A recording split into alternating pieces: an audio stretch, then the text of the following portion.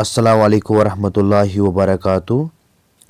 टाठो बच्चों, उम्मीद करा तो ऐसे सलीम सेहत सलामत।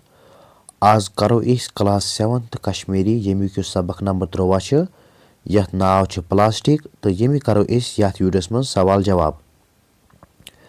तो यम सबक सवाल जवाब करने ब्रोट छुस बह तुह गुजारिश करान, अगर तुह वनिस तम सन चैनल सब्सक्राइब छन कर्म तेल करो सब्सक्राइब तो बे करो वीडियो पन्न दोस्तन मं शेयर।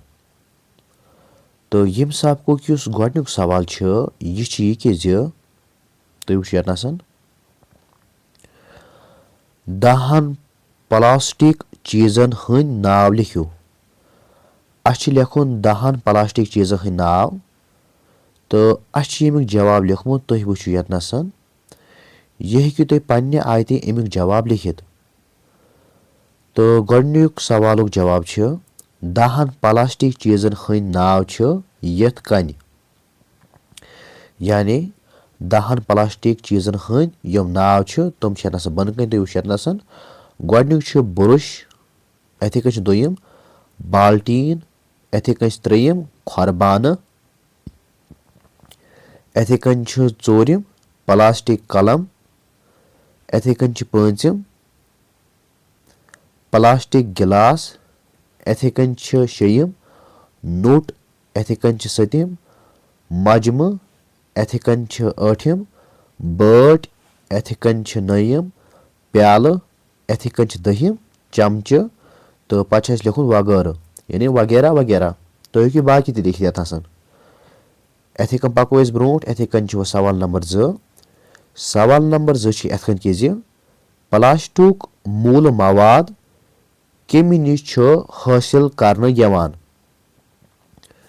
तो यमिक जवाब अथ कन कि प्लास्टिक मूल मवाद पेट्रोलियम तो कुदरती गैसों निश हासिल करने यवान। अथे कन पको ब्रोट। तो वन सवाल नंबर 3। सवाल नंबर 3 अथ कन कि प्लास्टिक क्याज दो खत दो परेशानी पैदा करान। तो यमिक जवाब प्लास्टिक दो खत दो परेशानी पैदा करान तिक्याज यह छन जमीनस मज गलान, होचान तो मेथ सत रलान। तो अमिक नतीज क्या पत नेरान? अमिक नतीज नेरान यह कि युस सन जमीन आसान, युस वारिया फर्टाइल आसान तो सह गसान पत अनफर्टाइल यानी सह गसान पत बंजर। युस जमीन जरखे सह पत गसान बंजर येल तथ मज प्लास्टिक त्रावान तो पत तथ मज फसल कम वोपदान। अथे कन सवाल नंबर 4। सवाल नंबर 4 अथ कि तो यतस लिख सोद ब्रोह कन किताब क्वेश्चन नंबर 4 लिख अथे कन क्वेश्चन नंबर 4 लिख सोद यतस पॉलिथीन तिक्याज यह कीबोर्ड मिस्टेक गमज अमिस। पॉलिथीन लिफाफो बदल क्याज गसन कागजी लिफाफ तो कपरक ठेल इस्तेमाल करें। तो यमिक जवाब पॉलिथीन लिफाफो बदल गसन कागजी लिफाफ तो कपरक ठेल इस्तेमाल करें तिक्याज यम जमीनस मज गलान, होचान तो मेथ सत रलान। तो यतन सह कर ठीक, यतन लिख पॉलिथीन। अथे कन पको ब्रोट। वन सवाल नंबर 5। सवाल नंबर 5 चारवायन क्या नुकसान वातान मोमजाम लिफाफो सत। तो यमिक जवाब मोमजाम लिफाफ चारवायन हंद बापत मौत। तिम बेखबरी मज यम लिफाफ निगलावान शकमस मज वातित येल न श्रोपान यम पत मरान। तो अथी सत मकली गोडनिक 5 सवाल हंद जवाब। वन पको ब्रोट। वन सवाल नंबर 3। तो सवाल नंबर 3 अथ कन कि तुह वुचु यतनसन प्लास्टिक चीजन हंद फायदे तह तो नुकसान तह। यम प्लास्टिक चीज अमन फायदे तो बे नुकसान। गोडन फायदे क्या गोडुक जुमल तम खुशवन आसान। अथे कन दोयम जुमल तम स्रोग आसान। तो अथे कन अगर नुकसान, नुकसान मज 2 जुमल लिखमित तुह वुचन तिम छ ओलूदगी फैलावान तो यथे कन दोयम जुमला तिम छन मेच मज होचान तो फसलस वबदान देवान। तो वन छ सवाल सवाल छ यथन कि जे प्लास्टिक चीजन हंद बेयि त्रे फायदे तो नुकसान लिखियो। वह त्रे फायदे लेखन वह त्रे फायदे लेखन बे लिखन त्रे नुकसान। तो अस लिखमुत तुम वुन तो तुम लिखियो अथ जवाब कि प्लास्टिक चीजन हंद 5 फायदे जो किताब पे मे गोडे वोनमो तुम यम जो किताब पे दित गोडु जुमल तुम खुशवन आसान दोयम तुम स्रुग आसान। तो वन त्रेयम जुमल कि तुम लोतवाय तो पायदार आसान। यथे कन चोरिम तिम अस बोर तुलनस लगान। तो यथे कन पूंचम तुम कुदरती वसीलन पे दबाव कम करान।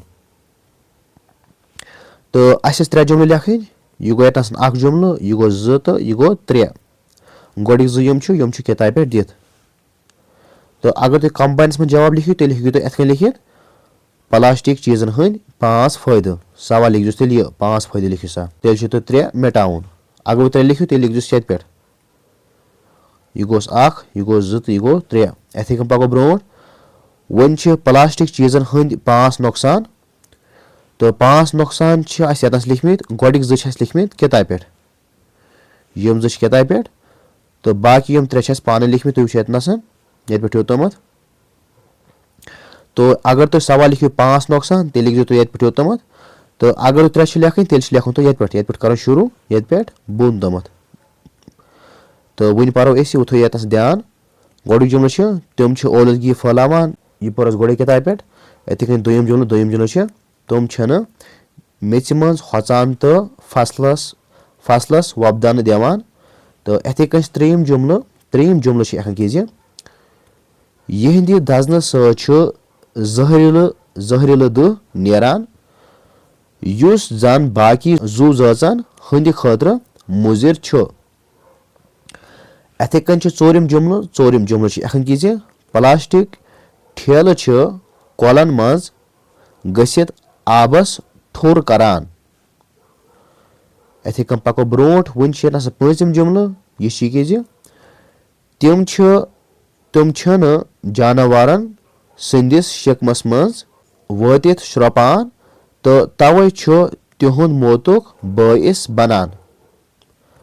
तो अथी सत मकले यह सवाल वन पको ब्रोट वन सवाल नंबर 4 सवाल नंबर 4 यथ कन कि मिसाल वुचित बरियो खाली जाय मिसाल वुच खाली जाय बरने ये गोड एलिफ दित एलिफ पार्ट पे बे पार्ट पे जीम पार्ट। तो एलिफ पार्टस मज गोडिक जुमल यखन कि प्लास्टिक परेशानी पैदा करान पे बे पार्टस में लिखमुत तिक्याज। तो पे और जवाब लिखमुत यह लिखमुत यखन कि यह जमीनस मज होचान। वन दोयम पॉलीथीन लिफाफ गसन न इस्तेमाल करन तिक्याज। तो युस आस यमन जवाब लिखमुत तुम वुच यतन यमुक जवाब लिखमुत। तो गोडनिक पूर वन दोयम पॉलीथीन लिफाफ गसन न इस्तेमाल करन तिक्याज पे लिखियो ये पे तो जवाब यम जमीनस ओलूद करान यह लिखियो अथ बॉक्सस मज। यथे कन वो त्रेयम तो त्रेयम यखन कि चीज गछन कागज लिफाफन मज अन तिक्याज पे लिखियोस तुम यम जमीनस मज होचान। यथे कन चोरिम जुमल यखन कि पॉलीथीन लिफाफ चारवायन बापत मौत तिक्याज। तो पे लिखियो जवाब यम तिहंदन शिकमन मज श्रोपान। यथे कन पको ब्रोट वन पूंचम तो पूंचम लूक बेमार गसान तिक्याज। तो पे लिखियो जवाब ओलूदगी हुरान। यथे कन शेयम यह आखरी यह कि कुदरती वसीलन गस राच करन तिक्याज। तो पे लिखियो जवाब यम मकलान। तो अथी सत मकले सवाल वन पको ब्रोट वन यतन सवाल नंबर 5 सवाल नंबर 5 यथ कन कि यमन जुमलन मन छ मोहम्मद अशरफ तो शुर नावत तुह चोरियो यमन मज इशारा नावत अगर अस गोडिथ वुचो यतनसन मोहम्मद अशरफ छ गिंदान दोयम छ सु वाति वुन त्रेयम छ तमिस छ मातामाल गसुन चोरिम छ शुर छ गिंदान तो गोडिकस मज अगर अस वुचो गोडिकस मन छ यह इशारा नावत इथे कन दोयम सु यह इशारा नावत इथे कन त्रेयस मज तमिस यह इशारा नावत इथे कन छ यह इशारा नावत इथे कन पको ब्रोट इथे कन तम वातन वन तो बे तमन मातामाल गसुन यथ मज तम यथ मज तम यह इशारा नावत यथ मज तमन यह इशारा नावत तो अगर न तुम यतन अमुक जवाब समझ तेल यतन लिखमुत तुम यतन वुचित तो अमुक जवाब अखन की शार्ट्स मज यमन जुमलन मन यम इशारा नावत छ सो तमिस तिम तमन मकल सवाल वन पको ब्रोट वन यतन सवाल नंबर 6 तो सवाल नंबर 6 अखन की मिसाल वुचित बरियो खाली जाय मिसाल वुचित खाली जाय बरने मिसाल के तौर पर अम लिफाफ लिखमुत यतन पत बनोमुत लिफाफन इथे कन लड़का अम बनोमुत लड़कन इथे कन ठेल लिखमुत ठेलन जंगल लिखमुत जंगलन वन यतन दांद अथ दांदन इथे कन कोल अथ कोलन इथे कन शुर अथ शुरन इथे कन तार अथ तारन इथे कन बान अथ बानन किताब अथ किताबन गुर अथ गुरन अथ अथ अथन तो इथे कन पको ब्रोट वन सवाल नंबर 7 सवाल नंबर 7 की यमन मुतलिक लिखियो 10 जुमल 10 जुमल लेखन गोडनिक पॉलीथीन लिफाफ इस पॉलीथीन लिफाफ अत पे 10 जुमल लेखन तो अस यम 10 जुमल लिखम तुम वुचो यतन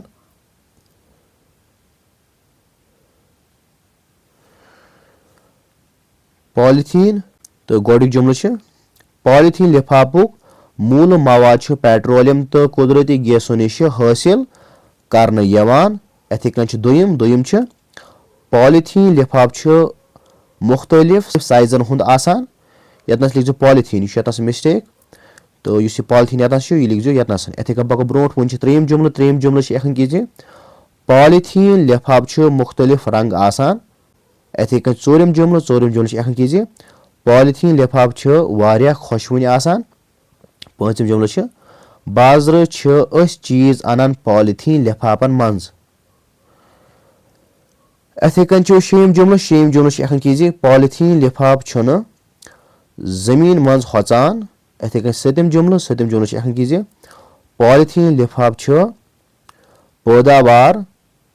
पैदावार दिन वलिस जमीनस बेबूद बनावान पैदावार जमीनस बेबूद बनावान यानी बंजर बनावान इथे कन 8 जुमल अखन की पॉलीथीन लिफाफ जानवर हंद खतर मौतुक बायस बनान 9 जुमल जालन सम लिफाफ जहरील दह त्रावान इथे कन 10 आखिरी जुमल यह अखन की यह दुह जू जाचन हंदे जिंद रोजन खतर मुजिर इथे कन सवाल नंबर 2 प्लास्टिक चीजन हंद फायदे तो नुकसान लिखियो तो अत खतर वुचो तुम सवाल नंबर 3 तथ मज वोनमो तुम गोड़े अमुक फायदे तो नुकसान सू तुम बे लेखुन वापस तो इथे कन पको ब्रोट वन तो इथे कन पको ब्रोट वन यमुक आखिरी सवाल यह सवाल नंबर 8 यह अथन की पनुन ओंद पोक साफ थावन खतर क्या क्या पज अस करुन इशार गोड दित अस पजन न सड़कन तो कोचन मज ोट दारि दिन मोमजाम लिफाफ पजन न इस्तेमाल करें इथे कन अस बाकी लेखुन तो अस लिखमुत तुम वुचो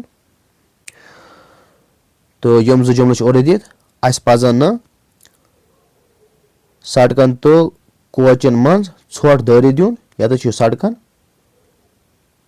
यह लेखन मज गलती गुमुत यमिस अथे गई दोयम मोमजाम लिफाफ पजन न इस्तेमाल करें अथे त्रेयम जुमल यखन कि अस पजन ज्यादा खुत ज्यादा कुल लागन तो चोरिम जुमल कुल चटनस पे गि ठाक लागन यून तो पूंचम जुमल टेक्नोलॉजी गि इस्तेमाल करने yin युथ जन गाड़ियन तो फैक्ट्रियन मज कम खुत कम दह पैदा गि अथे कन शेम जुमल यखन कि कम खुत कम